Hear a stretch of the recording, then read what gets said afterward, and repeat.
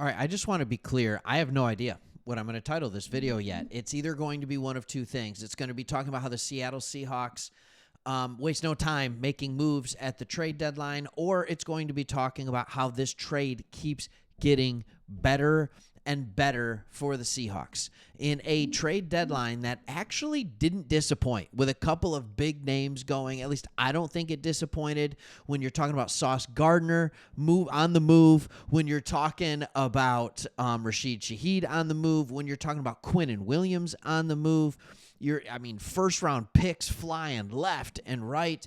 And then the Seattle Seahawks come in and they give the Saints a 2026 fourth and a 2026 fifth round pick.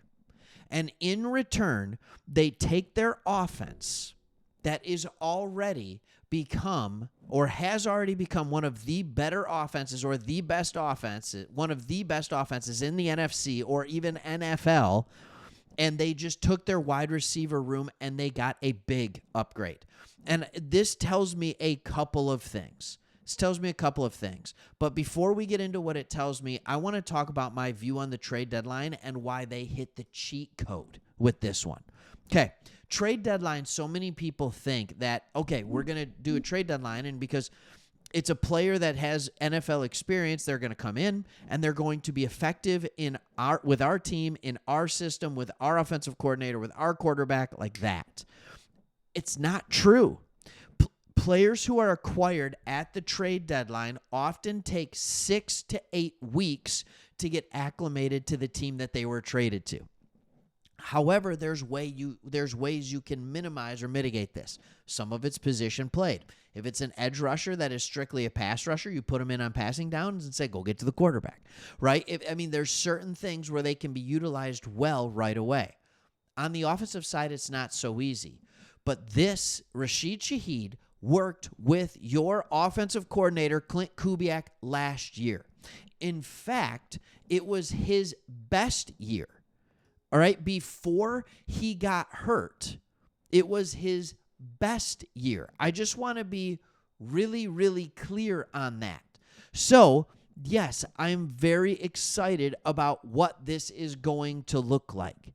I'm very excited about what this is going to look like. Last year, he had 20 catches for 349 yards and 3 touchdowns across 6 games before suffering a torn meniscus. This year, he's playing well too.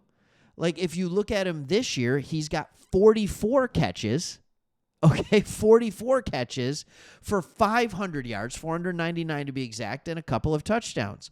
He has become a very easy flex start in fantasy football, and he's doing that with who at quarterback? And now he gets to move over to Seattle, and he gets Sam Darnold as his quarterback. He gets the offensive coordinator that learned how to utilize him as quarterback.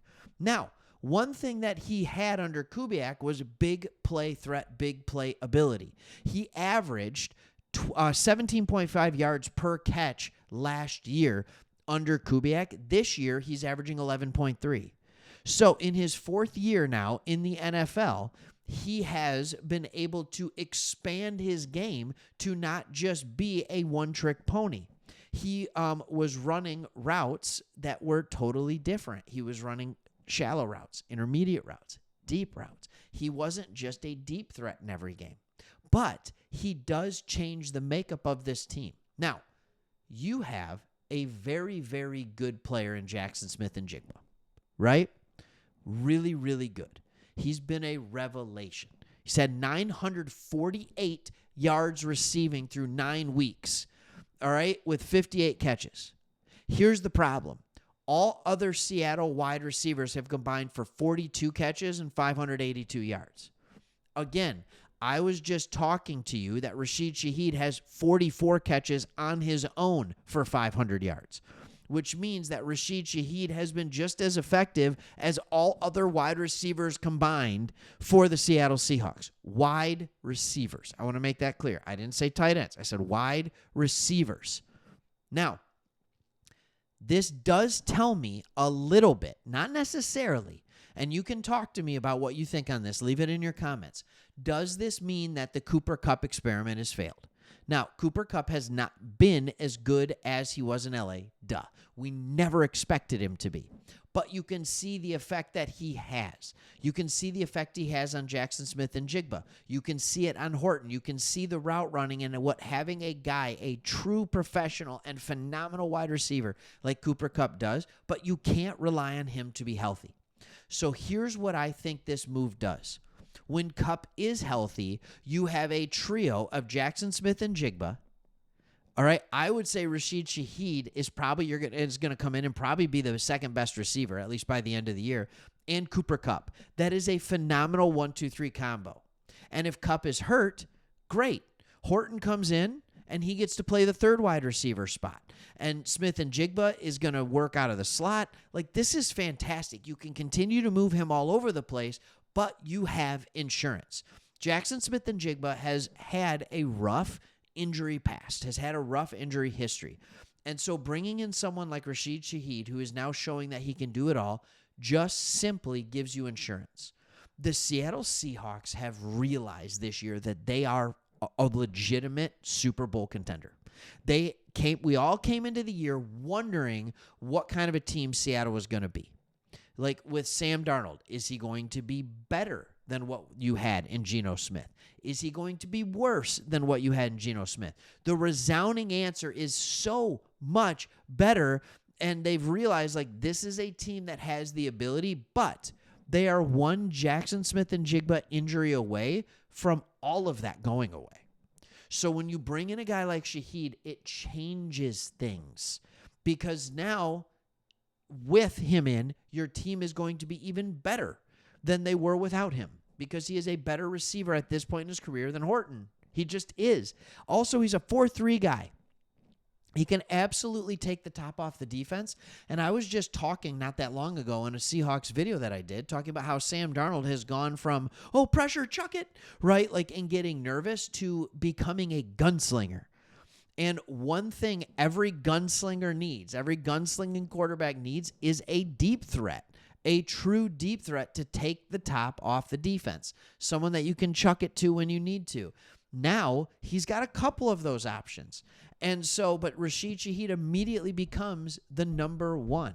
This is a guy who has always been known as a deep threat. Coming out of Weber State, he has learned the position of wide receiver. He didn't learn it when he was in college. He was from Weber State. He wasn't even drafted. He was an undrafted free agent. He has made a name for himself, and it is very impressive. But he's always been good. He just hasn't received a significant amount of targets. And now this year, that he is receiving a significant amount of targets, he's on pace for over 1,000 yards with horrible quarterback play. You now have three legitimate 1,000-yard receivers on your team, something that not a lot of people can talk about.